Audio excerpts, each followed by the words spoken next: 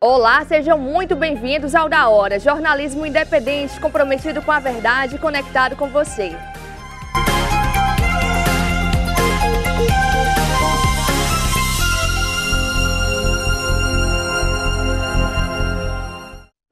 Olá, nosso telespectador querido, que coisa boa estar aqui na sua companhia. E eu gostaria de falar que a bancada hoje está mais do que completa. Eu já estou aqui ao lado de Norton Lima, Gabriel Viana e Nayara Mello. Sejam todos muito bem-vindos ao Da Hora de hoje. Olá, Norton. Marília. Olá, Marília. Olá para você aí de casa. Gabriel já chegou com notícias, não é mesmo, Gabriel? É isso. Ontem o presidente Jair Bolsonaro participou de uma sabatina e como você vai ver na sua tela, a gente teve alguns memes, principalmente com a questão da cola na mão dele. Se você puder ver aí na sua telinha, nosso diretor pode jogar aí na tela.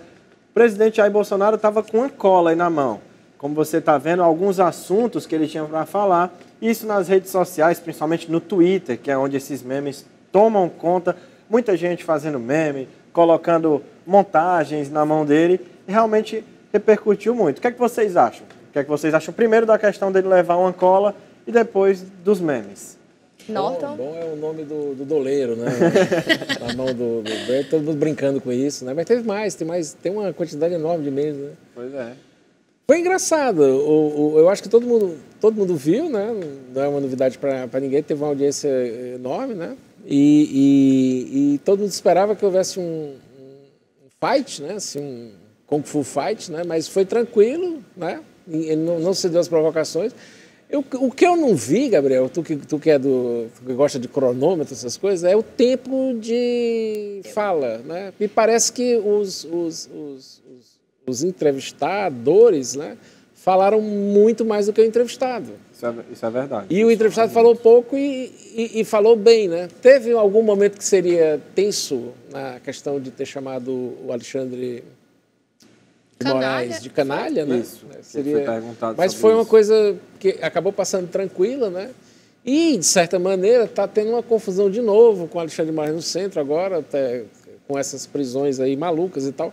Tem umas coisas até engraçadas, porque o pessoal dizendo que vazou as primeiras informações do celular do Afrânio, que é o dono do Coco Bambu, né? Sim. Aí eles mandaram uns docs para as pessoas abrirem, e quando abriram tinha a receita do camarão internacional. Eu recebi aqui Tu também. recebeu, já estava circulando. Senhor. Como você vê, está muito mais rápido o momento das notícias e o que está acontecendo, está muito mais rápido do que eles possam imaginar. E não tem muita gente levando a sério o que estão tentando fazer, né? Mas eu acho que foi bom. Vamos ver o que é que temos aí para frente, né?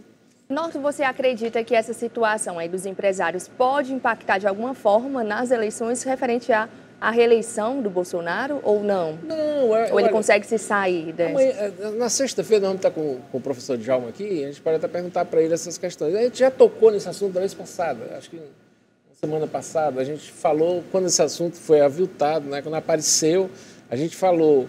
Agora, veja bem, como é que uma discussão de grupo, de WhatsApp, pode virar uma coisa... Estão tentando fazer um grande carnaval em torno de temas que são usuais. É um comentário, uma coisa en passant, não é uma carta, uma determinação, né? Há uma preocupação, e ela não é, digamos assim, de natureza antidemocrática, como se pode pensar, em relação a quem pode assumir ou quem não pode assumir o controle do orçamento. O Brasil tem um orçamento trilionário e é uma coisa que está crescendo. Isso está gerando preocupação se houver tipo, um retrocesso no processo produtivo que está sendo montado a partir de todas essas reformas que foram feitas e tal, né? E há uma preocupação, é natural. E as pessoas estão externando. Agora, uma coisa que eu acho que mais de liberdade de expressão do que propriamente de uma conspiração que tenta montar. Aí colocam o nosso vendedor de camarão máximo ainda, o Afrânio, que vende camarão no Brasil inteiro, né? Todo canto tem restaurante do rapaz, que também já foi xingado de toda maneira. O cara é um produtor, ele é um gerador de negócio, está gerando emprego, essa coisa. Não faz sentido, tu entende? Essa satanização dessas pessoas que, na final das contas, só fazem coisas boas, né? Que é gerar emprego, divulgar a marca do Ceará. Queira ou não queira, é um empresário transestadual, né? Ele tem várias, Acho que são mais de 60, locais, né, no Brasil todo. Tem muita, todo canto, unidades. assim. Já tem Curitiba, tem... No Rio. Tem todo canto, Rio, Brasília, tá lá. É uma relação muito grande. Eu acho absolutamente desnecessário isso, né? Esse inquérito da Alexandre de Moraes é uma coisa que já foi batizada pelo próprio Marco Aurélio, quando era de inquérito do fim do mundo, porque cabe tudo, né? Então, qualquer coisa que se falar, cabe colocar dentro disso. Então, nunca fecha, é uma coisa que fica o tempo todo em aberto, não tem uma conclusão, né? Quem tá julgando é o mesmo que está acusando e que está investigando e tudo que está falando. É uma coisa engraçada, mas o bom essa notícia do Camarão Internacional dele é que foi engraçado. Saiu a receita do Camarão Internacional eu recebi pelo WhatsApp, aí estava encaminhado, aí alguma coisa, a franja. Socorro, alguma coisa assim. Quando eu abri, estava lá, 800 gramas de camarão. Aí a galera não leva muito a sério, não. Olha, e ainda falando em política, vamos conferir agora a agenda do dia de hoje dos candidatos à presidência. Confira aí na matéria. Na manhã de hoje, Jair Bolsonaro participa da abertura do Congresso Aço Brasil 2022, com um encontro previsto com empresários, e deverá almoçar ao lado de ministros como o ministro da Economia, Paulo Guedes. Em seguida, ele retorna para Brasília, onde irá participar às 17 horas da solenidade de chegada do coração de Dom Pedro I ao Brasil, para o bicentenário da independência. Por outro lado, Luiz Inácio Lula da Silva tem um encontro com empresários do setor da construção civil às 18 horas. Já Ciro Gomes tem apenas um compromisso oficial, a entrevista para o Jornal Nacional da TV Globo, no Rio de Janeiro, às 20h30. A candidata Simone Tebet terá compromissos no interior do Paraná. No início da noite, ela viaja para São Paulo, onde participa do lançamento da candidatura de José Serra à Câmara dos Deputados. E ainda na política, de acordo com uma pesquisa, Michele Bolsonaro tem uma imagem melhor do que Janja, que é a esposa atual de Lula. A primeira-dama Michele Bolsonaro, que vem ganhando cada vez mais protagonismo na campanha à reeleição do presidente Jair Bolsonaro, é mais conhecida do que a socióloga Rosângela da Silva, a Janja, esposa do ex-presidente Luiz Inácio Lula da Silva. É o que aponta a pesquisa Genial Quest, divulgada na última sexta-feira. Segundo o levantamento, Michele é desconhecida por 39% do eleitorado, enquanto 77% desconhecem Janja. Os números também mostram que a primeira-dama é mais bem avaliada do que Janja, tendo a imagem positiva para 34% do eleitorado. Dentro do segmento evangélico, a diferença é ainda maior. Janja é desconhecida por 81% dos eleitores e Michele por 32%. Neste segmento, 52% aprovam a imagem da primeira-dama, Michele Bolsonaro, enquanto 7% aprovam a de Janja. A Janja veio surgir na mídia depois que o Lula foi preso, né? Que aparecia lá nas visitas, estava sempre em frente ao lugar onde ele estava, a prisão lá em Curitiba. E agora casaram, está em campanha com ele, andando por aí. Boa parte da população, como falou aí, nem tem conhecimento dela. 81%, se não me falha, né, Marília? 81% das pessoas não conhecem a Janja e a Michele Bolsonaro, querendo ou não, bem antes da campanha do Bolsonaro em 2018, já era conhecida principalmente pelo público evangélico. Cristão, exatamente. Então, realmente, eu acho que é uma comparação assim que não tem como medir exatamente em igualdade, porque Michele já aparecia em um cenário bem antes, né? Ela já era ali muito ativa, tanto em projetos sociais, né? Ela já era bem engajada em relação a isso. Então, tinha um público que já acompanhava ela antes disso. O que você acha, Gabriel? Antes mesmo das eleições de 2018, Isso. né? Bolsonaro já estava na política há muito tempo, então a imagem dela já estava sendo feita. Como a Nayara disse, a Janja veio aparecer agora, nos últimos anos, não é, Norton? Tinha um cara aqui no Ceará que toda eleição ele casava. Aí a gente dizia assim, que todo mundo sabia por que é que ele casava. E quando terminava a eleição ele se separava. Aí todo mundo dizia assim, ninguém sabia por que ele se separava, entende?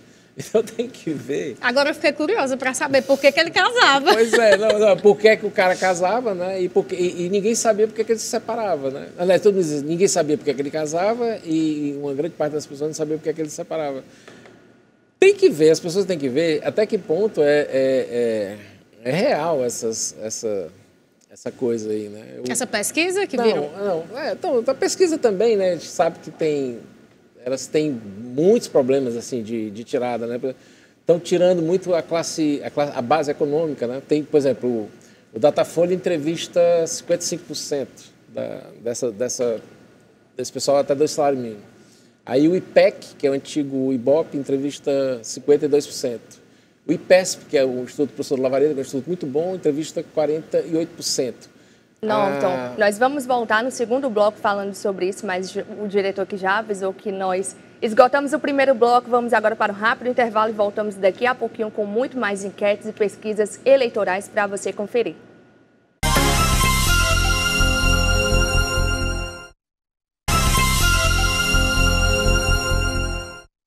Estamos de volta, eu já gostaria de registrar a sua participação, que está aqui conosco no WhatsApp, interagindo no programa da hora. Temos aqui o Erasmo Souza, do Jardim Guanabara, a Nilzete Pinheiro, temos aqui também meu noivo, Kaique Braga, um abraço, meu amor. Temos o Francisco Helder, Chico João Sanfoneiro e muitas pessoas enviando suas mensagens. Então, gostaria de dizer que a sua participação aqui é da hora e nós esperamos realmente sua sugestão de pauta, seu elogio, sua crítica, o seu feedback. E nós contamos com você aqui, não é mesmo, Nayara? Perfeito. Vamos falar agora que em um evento com empresários do setor de varejo, o candidato à presidência Ciro Gomes criticou um posicionamento do proprietário da rede Riachuelo, Flávio Rocha, que é a favor da intervenção mínima do governo na economia. Vamos conferir.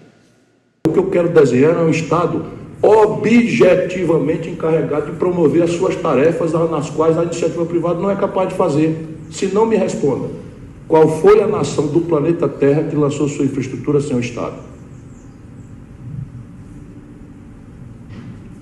Qual foi a nação que atingiu qualquer que seja o nível de maturidade tecnológica sem a presença pioneira do Estado? Nos Estados Unidos, a participação do Estado foi... Você não ouviu o que eu falei? Isso aqui chama-se celular. Quem criou o celular foi o DARPA, uma agência estatal americana. A internet que nós estamos plugando aqui, quem criou foi o exército americano. Toda a biotecnologia, toda a robótica, toda a iniciativa privada é complexo industrial militar americano. Toda a indústria aeroespacial é para desenvolver novos materiais, supercondutores, chips, etc. Tudo isso está muito bem difundido para a iniciativa privada, mas nenhum domínio foi, nem na química, nem na biologia, nem na farmácia, nem na eletrônica, nenhum domínio foi feito pela iniciativa. Tem os grandes operadores, não sei o que e tal. Vanderbilt, Sim, eu ia dizendo aqui, até pode ter os grandes operadores. Bom, meu irmão, isso tudo foi feito com crédito não retornado. A vacina foi do Estado? A vacina da Pfizer do Estado? Tudo, o Estado. Você não sabe não que quem pagou a pesquisa da Covid-19 foi os americanos, não o Estado americano? Por favor, Flávio, te desintoxica. É um amigo, eu tenho visto a tua inflexão. Vamos raciocinar juntos, eu estou te fazendo perguntas. Você acabou de citar a vacina foi feita com inversão poderosa do Tesouro Norte-Americano. Agora que eles sabem fazer, o que eu quero fazer no Brasil, é o que eu fiz a vida inteira. Norton, o que é que você tem a dizer sobre essa postura do Ciro Gomes? O Ciro tem umas... ele é muito cíclico, né? Ele às vezes ele fala umas coisas bem interessantes, outras vezes ele fala umas coisas bem desnecessárias, né? Eu acho que essa fala... O que ele disse, ele está correto. De fato, o Estado tem um papel promotor no desenvolvimento das coisas. Quando ele mostra o celular e mostra que é uma pesquisa militar, assim como a internet, uma pesquisa de academia, né, entre troca de documentos e tal, e ele de certa maneira, ele faz uma fala social-democrata, né, que não é uma coisa que você pode dizer que é uma fala de esquerda, ela seria uma fala assim, mais de centro-direita, né? Mas é diferente também desses liberaloides que nós temos por aí, que eles acham que tem que soltar tudo, soltam todas as amarras e esperam o que é que vai acontecer, como se fosse possível, né? Algumas coisas, de fato, a infraestrutura sem a presença do Estado ela vai ser mínima, tá? porque eles vão querer só construir onde você tem uma oferta exagerada. Você imaginar o seguinte, distribuição de rede elétrica, é uma coisa que para a sociedade brasileira ainda é uma fase ainda muito embrionária do que é uma sociedade já desenvolvida, que já tem toda a fase, já tem todos os seus ciclos já montados. A gente não pode imaginar que um país com mais de 300 anos do que nós, como os Estados Unidos, embora a gente esteja no mesmo continente, né? E eu, inclusive, convoco todos que estão nos assistindo a militar na bandeira pan-americana, que é uma coisa bem interessante, né? Nós somos pan-americanos, né? Tem até uma música, né? uma música que consagrou, mas isso na década de 70, na década de 80, nós tinha esse discurso pan-americano. Os nossos militares, eles são pan-americanos. O Kennedy era pan-americano, né? Gostaria muito que o Ciro fosse pan-americano, virasse pan-americano, que o Bolsonaro virasse um pan-americano também, de maneira clássica, né? E que até o PT virasse pan-americano, todo mundo virasse pan-americano. O problema é que nós temos ali, a gente atravessa a fronteira e tem Cuba, né? Aí Cuba ela é o entrave para essa integração pan-americana. Essa América Central ela precisa ser resolvida para a gente poder ter todo esse nosso continente. Imagina somar tudo isso aqui e a gente virar como é uma grande Europa, né? Toda a América tende assim, porque nós somos americanos, né? Nós somos americanos também. Isso é que está faltando. Quando o Ciro fala essas coisas, eu acho interessante, porque ele tem esse projeto, ele tem essa defesa, ele faz essa defesa, não é só dele, é uma defesa já histórica de muito tempo, né? Agora, eu acho que ele teria que inserir dentro desse discurso todo, o Exército, que eu não entendo como é que continuam atacando o nosso Exército brasileiro, falando que foi uma ditadura, que esses caras foram ruins e foram 100% ruins, entende? Na verdade, é um papo furado enorme que não tem nem sentido, né? Porque, por exemplo, o próprio Ciro, quando faz a defesa de que tem que ter a infraestrutura, você imaginar o seguinte, a quantidade de infraestrutura, sobretudo pontes e tal, que o nosso Exército fez. Não só o próprio Exército, a construtora do Exército fazendo, mas a formação que ele deu a esses nossos grandes engenheiros brasileiros, né? Nós somos um dos grandes construtores de pontes do mundo, né? E nós ficamos sem alguém que faça essa defesa, que integre, que veja o militar como um clássico da política brasileira, como um tipo que ele é muito acreditado pela população, a população gosta disso, né? Não é essa coisa de botina, e esse papo furado todo que tem aí, a ditadura, foram ditadores, torturaram, fizeram aquilo. É uma satanização que não interessa absolutamente ninguém. Né? Porque os nossos militares são incríveis. Né? Você imaginar o seguinte, eu sempre digo, já estou completando 80 anos da declaração do Brasil à Alemanha de guerra. Né? Imagina o seguinte, como é que nós podemos chamar o Exército Brasileiro de fascista se nós, não a Argentina, não outro povo, né? Mas na América Latina, nós, né, fomos quem foi enfrentar os nazistas. Né? Você imagina o seguinte, o nosso Exército Brasileiro expulsou, ele chutou a bunda dos nazistas dentro da terra do fascismo, que é a Itália. Por isso nós temos aqui em Fortaleza até Montese, Monte Castelo, entende? A tomada de Monte Castelo foi uma das sagas mais incríveis que tem. Eu acho que o Ceará rende pouco. O fundador do Montese morreu essa semana, não foi? O que fez a mudança. Ele foi para a guerra, voltou. Porque ele fez e mudou o nome para Montese. Quem era o cara? Agora não me vem o nome na cabeça dele, mas vou procurar aqui e daqui a pouquinho a gente Agora, nós rendemos muito poucas homenagens, por exemplo, a uma figura como o Marechal Castelo Branco, que foi um dos homens mais bonitos que a gente teve. Uma figura de uma beleza indescritível, né? As pessoas dizem que ele não tinha pescoço. Mas a beleza, a hombridade dele, né?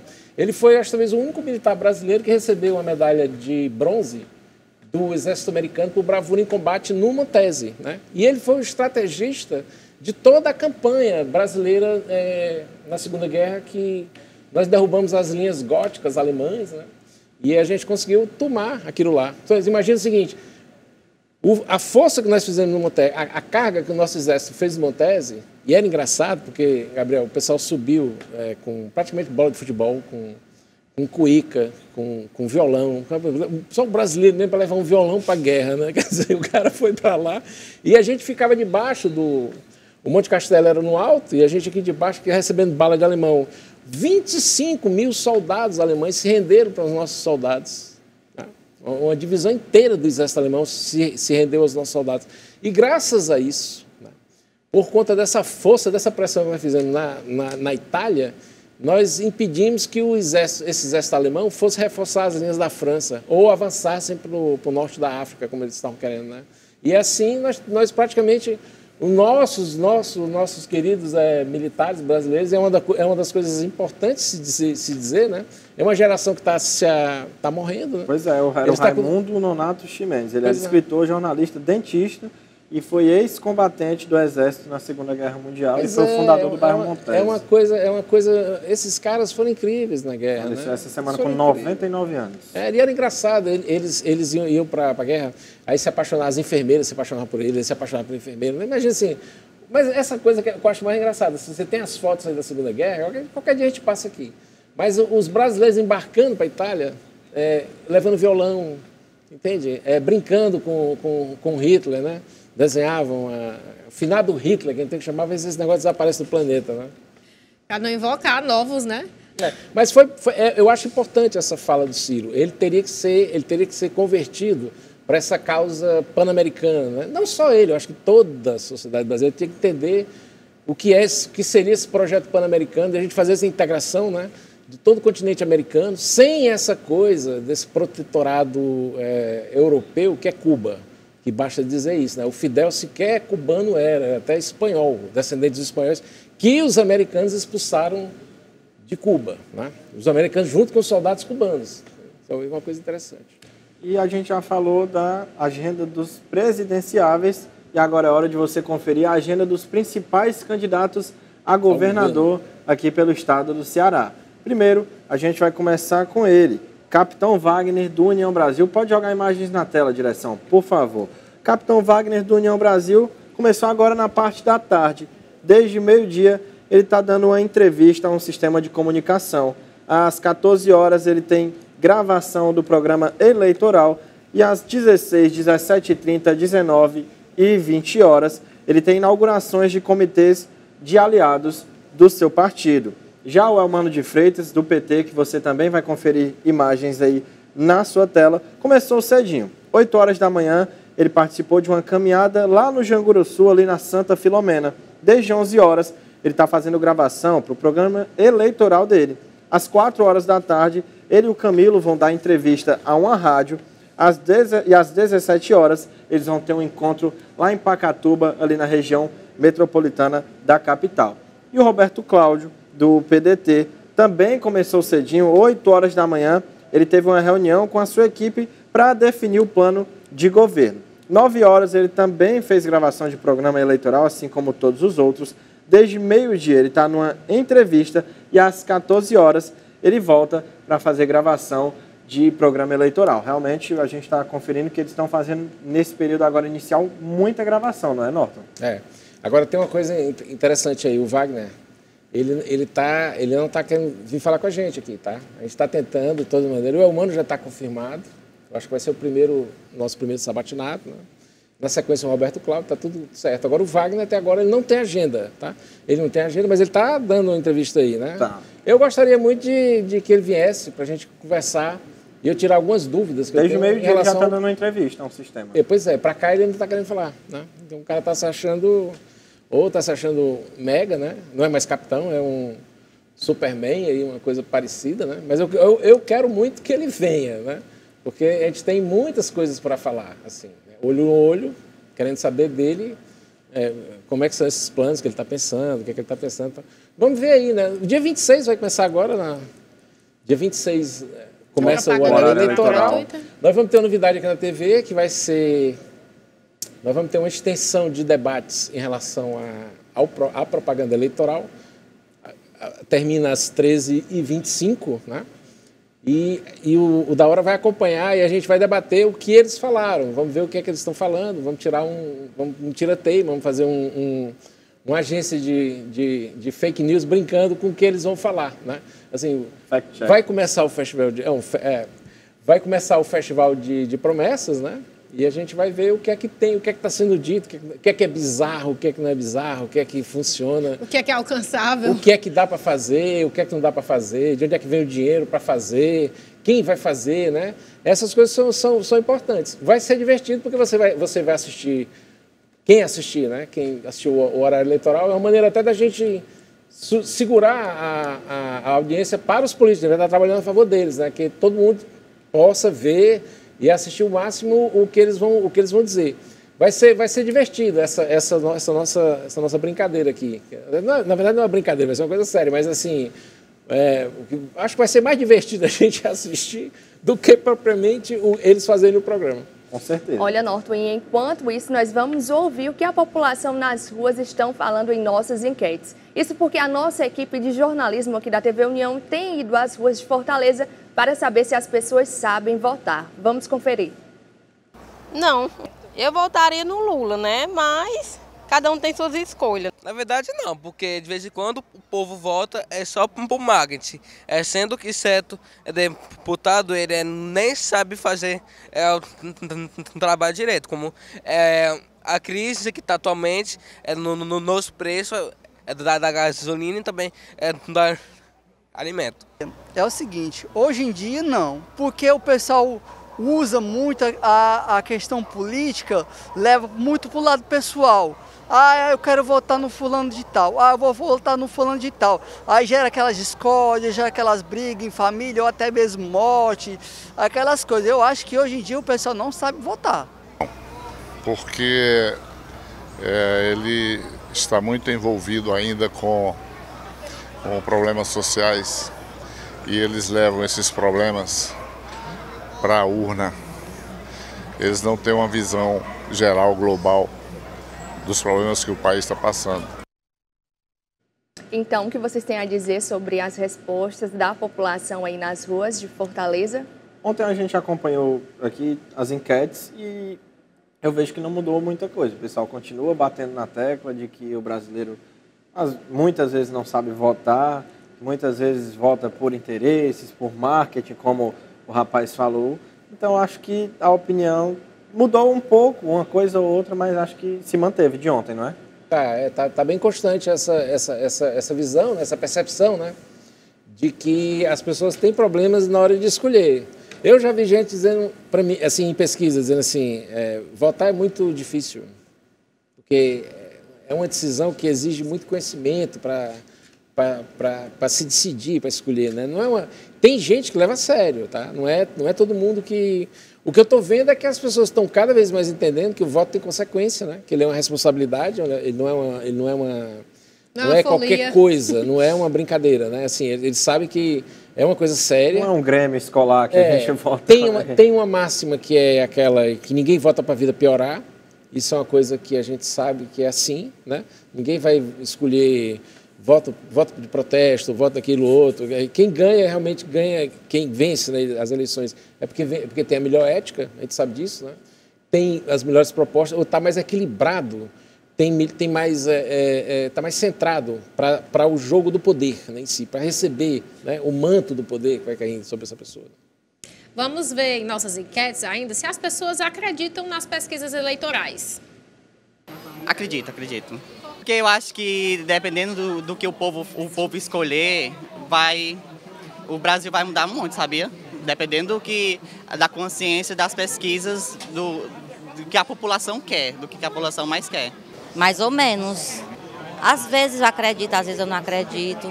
Assim, a resposta é essa, mais ou menos. Mas vamos ter fé para poder ver, não é? Porque a gente só tem esperança, tem que ter só esperança mesmo para poder melhorar para todo mundo, principalmente para as pessoas carentes que precisam mais, não é? E estamos aí para a gente ver o que é que vai acontecer. Vamos colocar Deus na frente para poder Deus abrandar, né, o futuro desses políticos que tá vindo para aí, né, para governar o país, os estados, que seja em benefício dos pobres mais ainda, não é, para poder melhorar para todo mundo. Acredito, porque tem um método científico nisso, né? E também não é só uma pesquisa eleitoral, são de vários órgãos diferentes, empresas inclusive. Acredito, porque a maioria das vezes, depois da eleição, a gente vê os resultados, né? É baseado nas pesquisas, né? Acredito que sim, acredito que sim. Muito embora sejam muito rápidas as perguntas, as pessoas respondem às vezes por impulso ou por timidez, eu não sei. Mas a pesquisa, sim, acredito que ela contribua. É fundamental a pesquisa, eu acredito sim. Muito embora existam mentiras, mas existe muita fake news, mas eu acredito sim na pesquisa e acho que as pessoas têm que ser bastante sinceras na pesquisa, não é isso? Não, sinceramente não, porque eu acho que tudo é mídia, né? Então eu não vejo essa questão das pesquisas eleitorais, né? Nas ruas eu não vejo isso, né? Então acredito que é só mídia. Tem vezes que ela mente, tem vezes que fala a verdade, aí a gente não sabe dizer se pode acreditar ou não. Porque muitos políticos mandam fazer uma pesquisa, aí divulga que está na frente, o pessoal tem aquele pessoal que vota para ganhar, não vota para perder, quer saber se está ganhando. Não, eu não voto por pesquisa, eu já tenho meu candidato já formado. Não, porque é muito fake news, né? A gente, como eu lhe disse, um fala uma coisa, outro diz outra diferente, então assim, por isso que eu não acredito. Karen? Então, já gostaria de registrar aqui a participação do nosso telespectador. Temos aqui um telespectador que não se identificou, que fala: ver pessoas tão jovens debatendo e dialogando sobre política de forma tão séria e embasada é realmente inspirador e admirável. Muito obrigada por sua participação. Temos aqui também a Camila, o Gilberto Oliveira, temos o Paulo do Chicó, a Valquíria Aguiar, o Evaristo Filho, Jarbas da Parangaba e o Mardônio Cavalcante da Maraponga. Nós vamos agora a um rápido intervalo e daqui a pouquinho voltamos debatendo e trazendo muito mais enquetes para você.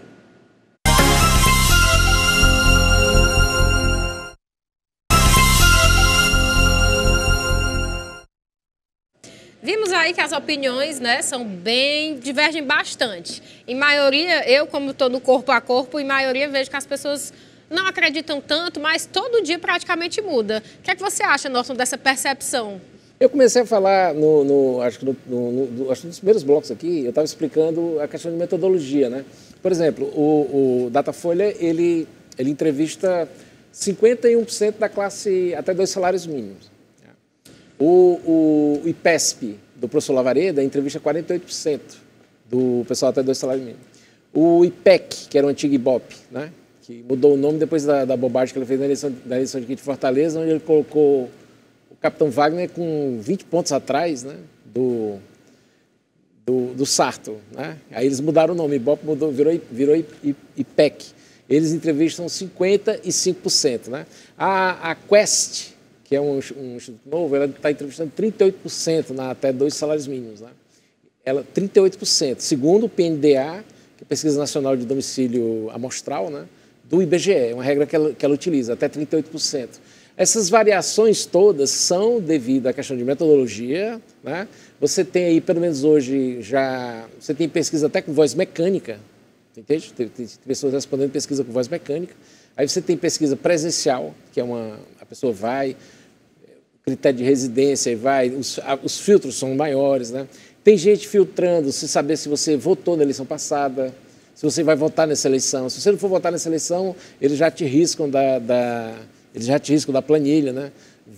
Retoma aquela nossa luta que a gente já começou aqui, para que os votos brancos e nulos eles sejam considerados votos válidos, que eu acho uma coisa importante, porque, afinal de contas, é uma expressão da vontade do eleitor. Né? Então, todas essas questões de metodologia, e a estatística não é uma coisa que nasceu ontem, entende? Você tem já toda Inclusive o pai do Roberto Cláudio, nosso candidato a governador, nosso assim que eu digo, né? O Roberto, o pai dele é estatístico. Ele trabalha com estatística. Então, a estatística não é uma coisa nova, é uma coisa recente, ela é importante. Tanto que nós temos o IBGE, deveríamos ter mais estatística, né? Deveríamos ter mais estatística, e não camuflar a estatística que a gente vê. Você tem já todo um trabalho de manipulação desses dados, de fazer com que alterar os dados a partir de determinados vetores e tal. Mas mudou muito, viu, o sistema, porque com a entrada da internet, você modifica também todo um padrão mental da população brasileira. Né? as pessoas ficam mais, digamos assim, as opiniões ficam menos densas, né? Não sei se vai ser claro, mas assim, a pessoa fica com a opinião mais flutuante, né? Esse voto flutuante é uma coisa que é um fato, que vai ter que ser visto agora para essa eleição. Ele já está bem isso, né? Eles chamam de, os americanos já tinham identificado essa tendência há muito tempo atrás, chamam de swing vote, né? E o que está vendo aí na cabeça das pessoas é que elas vão mais uma vez votar por exclusão. Eu estava sempre observando que, por exemplo, nas eleições do Ceará, a rejeição ela está praticamente maior do que a intenção de voto de todos os candidatos. Todos os candidatos, mais ou menos a mesma taxa de... a rejeição mais alta do que a quantidade de gente que quer votar nesse. É uma quantidade maior de pessoas que não quer votar naquele candidato do que de gente que quer votar, ou diz que não vai votar e tal. Se bem que a gente sabe também que a rejeição é muita desinformação, né? E o que se vê em relação, de uma maneira geral, é uma expressão da vontade das pessoas, ser na era que está na rua vendo, coletando esse material. É muito bom esse material, é sempre bom ter a gente ter pessoas falando, né? A gente não perde nada em escutar, mas pelo contrário, ganha, né? A gente já fica até respira, porque é uma coisa que a gente vê mais a realidade, é o que está acontecendo. Você está vendo como é que está a cabeça das pessoas, nessa questão das pesquisas já tem uma tendência de ver uma coisa como uma coisa negativa, né? Não que a pesquisa seja negativa em si, mas a propaganda que se faz fulano está na frente, eu vou votar em quem está na frente, não vou votar em quem está atrás. Então está se criando todo esse clima. De repente, acho que quem está atrás pode, até como voto de protesto, o cara dizer, não, vou votar quem está na frente, né? E por aí vai. Se o povo sabe votar não, a gente está vendo que tem uma clara tendência de que a desinformação é maior do que a informação, né? A estrutura do voto da pessoa, ela depende da capacidade que ela tem de formar uma opinião embasada, né? bem informada. Isso está ficando evidente também, né? Que a gente vê nessas falas, né? E tem mais enquetes aí que a gente fez, né? Com certeza. Agora a gente vai ouvir a opinião da população das ruas de Fortaleza sobre aí o grau de interesse nas eleições desse ano. É bem pouco. É bem pouco, mas só que eu já tenho um candidato certo. Mas mesmo que seja bem pouco, eu quero fazer o Brasil mudar, eu quero ter essa consciência do meu voto, que ele possa suprir as necessidades do povo mais para frente. Meu grau, eu também tenho esperança, sim, sabe? Mas eu digo uma coisa, eu vou votar, eu tenho que votar, né? Nós temos que votar, temos que ter esperança. E para poder as coisas acontecerem, a gente tem que fazer, não é? E ter esperança para que dê tudo certo. Vou votar, sim. Meu grau de interesse já foi maior. Nessas eleições eu acho que a gente vai votar pelo menos pior. Porque no final das contas é tudo demagogia. E eu acho que as pessoas, quem está apaixonado politicamente está muito errado, porque no final das contas todos têm interesses lá dentro que só se beneficiam a si mesmos. Ainda estou olhando ainda, analisando ainda. Agora no momento estou desacreditando da política. Meu grau de interesse é votar nos candidatos que prezem pelos assuntos principais, né? Que haja realmente uma valorização da educação, né? Candidatos comprometidos com a saúde, com a segurança, porque infelizmente a gente está vendo que está ao contrário, né? A gente não tem segurança, a saúde deficitária, os interesses são outros, né? Principalmente da elite, que trabalha de forma a não deixar que as pessoas se atualizem para ter uma autonomia, para votar conscientemente. Bom, meu grau de interesse nessas eleições desse ano, eu vejo que realmente é necessário que a gente vote, claro, evidente, mas eu não tenho interesse em nenhum dos partidos, porém temos que votar para o nosso melhor, né, da população. O porquê eu não tenho interesse? Por questões de grandes falhas ao longo dos anos que a gente vem sofrendo com tudo isso, com a inflação lá em cima, e não vem ajudando a população. Tem muitas pessoas, né, passando fome, passando necessidade, né, inclusive, e infelizmente, a gente não tem aquela total confiança de você votar e saber que o eleitor, o presidente, vai fazer algo pela população. Rapaz, assim, eu praticamente nenhum. Eu vou votar porque eu acho que o meu candidato aí foi muito bom para o Nordeste. Até o momento eu ainda estou indecisa, ainda não sei qual é a minha decisão. Ele bote a mão na consciência e elege aquele que vai governar para o seu estado, melhor governar para o seu estado, aquele melhor presidente que vai governar pelo país, não aqueles que por interesse, não, que ele vote com a consciência, vote certo. Norton, o que você acha dessas opiniões? Já está de novo no que a gente está pensando na média, né? Eles estão, a percepção já está ficando muito clara em relação ao que as pessoas estão, como é que elas estão enxergando. O voto por exclusão, o voto a tendência está sendo essa, né? Agora, aquela coisa que eu tenho alertado já faz um bom tempo que eu estou falando aqui na bancada, que em Pernambuco, você já tem 37% da população já falando que vai votar branco e nulo. Né? Muita gente, né? Muita gente, já é muita gente. Se você somar isso à abstenção natural, que fica na faixa dos seus 21%, às vezes oscila até 28%, a ideia até que um candidato a deputado, um candidato a senador poderia avançar, poderia defender, que é que os votos brancos e nulos sejam válidos. Né? Que assim, até eleição de condomínio precisa de quórum. Entende? Então, uma eleição dessa também precisa de quórum, não é? Assim como e dá confusão, tu vê por isso que precisa de quórum. E não é pouco, não. Por isso que precisa de quórum, porque senão não dá. Assim como também, eu acho que tem que ser universalizado o segundo turno, tá? Em todas as eleições. Não faz sentido a gente ter cidades onde prefeitos são eleitos com 30% dos votos, 35% dos votos, é muito pouco. Não é?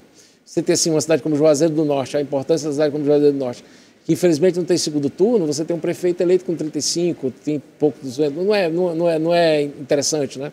Assim como eu acho que Maracanaú tem 2 turnos. Eu creio que Sobral, acho que é Fortaleza, Sobral, Caucaia. Sobral não tem. Sobral não tem. Também Sobral não chegou ainda, né? Então eu acho que uma cidade como Iguatu, do porte da cidade como Iguatu, cidade grande, estratégica, né? A capital, o centro do Centro-Sul cearense, né? Onde é a terra do Vale do São Francisco, do Vale do Rio Jaguaribe, né, que pode ser o nosso Vale do São Francisco, né, uma coisa que é a pensar, porque o solo lá é muito bom. Você tem prefeitos que são eleitos com 30 e poucos % dos votos, não faz sentido. Né? Eu acho que essas duas bandeiras aí, os nossos candidatos a deputado federal, os nossos candidatos a senador, esse pessoal que vai para o Legislativo de ponta para lançar projeto de lei, lançar emenda à Constituição, né, PEC, eles poderiam já começar a fazer a campanha agora defendendo isso. E não mentindo, como a gente está vendo, né, candidatos aí dizendo que não, eu reduzi o ICMS, eu baixei o preço da gasolina, eu fiz não sei o que. É uma mentira, um papo furado desgraçado, que ninguém vai acreditar nessa bobagem, né? Aliás, é outra colaboração que, na era, pode até colocar o telefone aí de novo, a gente vai pedir, que é que o pessoal fique de olho, na propaganda irregular, tá? Porque, por exemplo, você tem efeito outdoor já em Basdor, né, que é ônibus passando, você já tem aquele efeito, aquele antigo cavalete. Vamos trazer essas imagens aqui para vocês. Aqueles antigos cavaletes que foram proibidos, né? Que empestou. Agora viraram umas bandeiras dentro de um balde, de uma lata de tinta com cimento, né? E é uma marmota que você vai para o canto, você fala, só vou tropeçar nisso, né? São uns candidatos assim completamente irresponsáveis, né? Marília? E ainda falando nas enquetes, na opinião da população, vamos ver quem está mais forte nessas eleições, se é a oposição ou o governo. Meio termo. Não, eu acho que está no meio termo ainda, porque nem um nem outro ainda, um pouco. Porque ainda temos muito para ver ainda, né? Temos muito que seja decidido ainda. Oposição ao governo, eu acho que oposição, por causa da dúvida do povo, não é?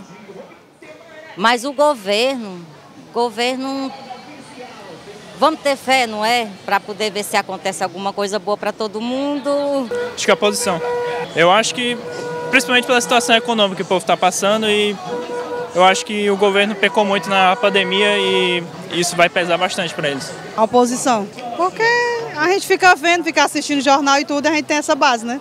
Na verdade, eu não diria quem está mais forte. Eu diria que ainda prevalece o poder financeiro, né? O status, né?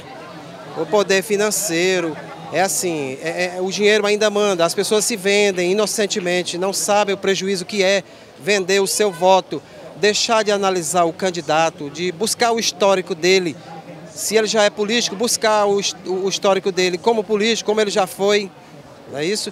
E os que não são ainda eleitos, buscar o que eles são, o que eles pretendem, para que a pessoa tenha um voto mais consciente, um voto mais substancial.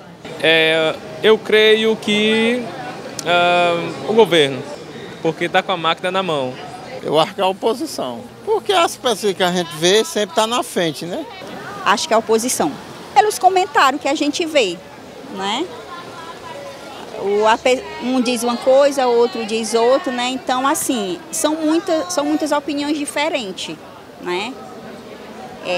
Eu mesma, eu não tenho ainda uma opinião segura sobre mim mesmo para quem vai ser o meu voto, mas eu acredito que daqui para lá eu vou tomar a decisão certa, para a gente não se arrepender depois.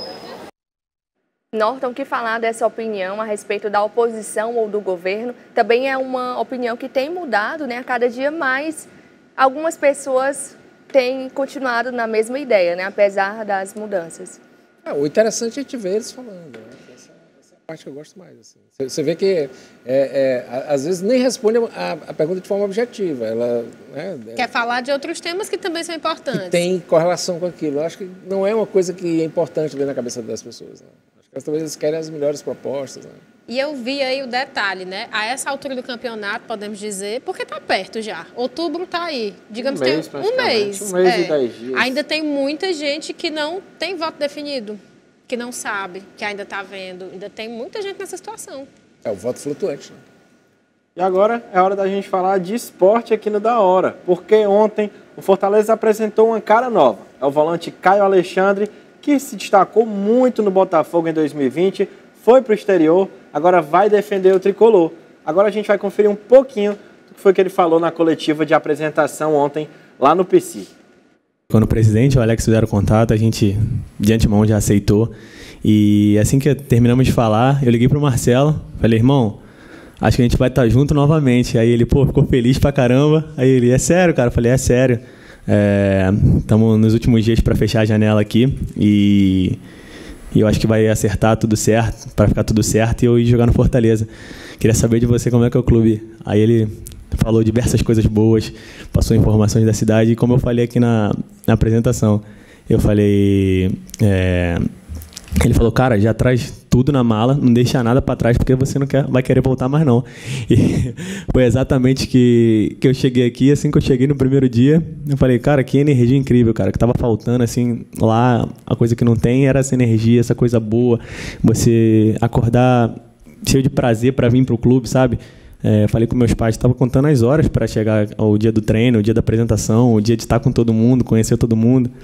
Eu não cheguei no primeiro dia, não treinei com todos porque estavam na recuperação do jogo ainda da Copa do Brasil, mas um dia antes do jogo a gente estava todo mundo junto, os meninos brincaram comigo de uma forma que me receberam como se eu já tivesse um ano de clube, então eu falei, cara, tô me sentindo em casa, eu brinco com os meninos hoje com o Boeck eu conheci tem 2 dias e o cara parece que me conhece há muito tempo, sabe, me deu a liberdade de estar no grupo, de conhecer a galera, brinca comigo assim, toda hora, então o cara se sente em casa, o cara se sente cheio de prazer para vir trabalhar, assim junto com o Marcelo, que eu encontrei aqui no sábado, te deu um abração. E a gente falou, vamos ser felizes com essa camisa aqui, cara, vamos viver grandes momentos com esse clube. E eu tô sempre, todas as dúvidas que eu tenho da cidade, eu pergunto, Marcelo, e aí, cara? Me dá uma dica aí, cara. A gente, que ainda não conheço muita coisa, mas já estamos passando a conhecer, a família já chegou, a gente tá conhecendo tudo e tá vivendo muito bem aqui, cara. Tá sendo muito feliz esses primeiros momentos aqui com a camisa do Fortaleza. É isso, o Fortaleza se reforçou muito nessa janela aí no meio do campeonato. E ontem, Norton, a gente estava aqui conversando sobre o Ceará, sobre aquela procura por técnico. E não é que parece que finalmente há a fumaça branca lá em Porangabuçu, porque o Ceará acertou com Lúcio Gonzalez para ser o novo técnico aí na sequência da temporada. Você está conferindo uma foto aí do Lúcio Gonzalez. Ele é ex-jogador argentino, teve uma passagem recente pelo Atlético Paranaense como auxiliar técnico do Alberto Valentim, ainda nesse ano de 2022. Mas ele não tem experiência profissional como técnico. Lembrando que o Ceará, como a gente comentou ontem, estava sem técnico desde o dia 14 de agosto, quando teve o Clássico Rei, que o Fortaleza venceu por 1-0, e aí o Marquinhos Santos caiu, e agora parece que finalmente o Ceará achou seu técnico, não é, Norton? Ele jogava em qual posição? Ele era volante. Ele é o segundo argentino com mais títulos na história, como jogador, atrás apenas do Messi. Como jogador, não tem nada a se falar dele. Agora, como técnico, ele não tem muita experiência, então, pelo que eu vi aqui, alguns amigos comentando, alguns torcedores do Ceará também, não gostaram muito, porque o Ceará foi atrás de outras opções, acabou levando alguns nãos e agora contratou um cara que não tem muita experiência. Mas é isso, torcer para dar certo, né? Vamos lá. E voltando aqui um pouquinho para a política, o governo Bolsonaro aplica multa milionária no Facebook. Nesta terça-feira, o Facebook, plataforma controlada pela Meta, foi multado em quase 7 milhões de reais pela Secretaria Nacional do Consumidor. O órgão notificou a plataforma pelo compartilhamento de dados de usuários brasileiros com a consultoria americana Cambridge Analytica. Desde o início do processo, o Facebook afirma não haver evidências do uso de dados do Brasil. Em 6 de julho, a Senacom acolheu a um pedido da empresa e abriu um novo prazo para a defesa, anulando a sanção anterior. Ainda assim, apresentadas as alegações finais, o órgão acabou restabelecendo a medida punitiva. E eu gostaria de registrar a participação do nosso telespectador. Temos aqui a Dalvinha da Vajota, temos a Gueza Bessa, a Célia do José Walter, o Adailson de Itaitinga e o Alberto, ligadinhos no Da Hora. Muito obrigada por sua participação aqui conosco em mais uma edição. E nós vamos agora para uma notícia de última hora, não é mesmo, Gabriel? É isso, Marília. A nossa redação acabou de mandar aqui para mim há pouquinho que a Defesa Civil Nacional reconheceu a situação de emergência em mais 7 cidades atingidas aí por desastres naturais. A portaria com a medida vai ser publicada no Diário Oficial da União desta terça-feira. O reconhecimento da situação de emergência agora torna os municípios aptos a solicitar recursos do Ministério do Desenvolvimento Regional para o atendimento à população afetada. Então, realmente, uma medida importante. Isso mesmo, e nós já estamos aqui nos encaminhando para o fim de mais uma edição. Norton, suas considerações? Tá tranquilo, acho que a pauta tá se conduzindo. Vamos entrar agora, né, esperar dia 26 chegar, para a gente ver a propaganda, vai ter essas movimentações, né? A TV vai ficar cada vez mais movimentada, vai ficar mais interessante. Gabriel, suas considerações finais? É isso, concordo com tudo que o Norton disse e estou muito ansioso pelas nossas sabatinas, porque eu acho que o público tem muito a receber e tem muito a agregar também, porque, claro, a gente quer ouvir o que eles têm a dizer, o que você aí de casa tem a dizer. Nayara Mello. Perfeito. Complementando o que o Gabriel disse, a sua participação é sempre muito importante. Os vídeos que nós pedimos para vocês mandarem enviando as opiniões, continuamos aqui pedindo, porque é de suma importância. Então, até amanhã. Até logo. Isso mesmo, até amanhã. Esperamos você aqui em mais uma edição do Da Hora.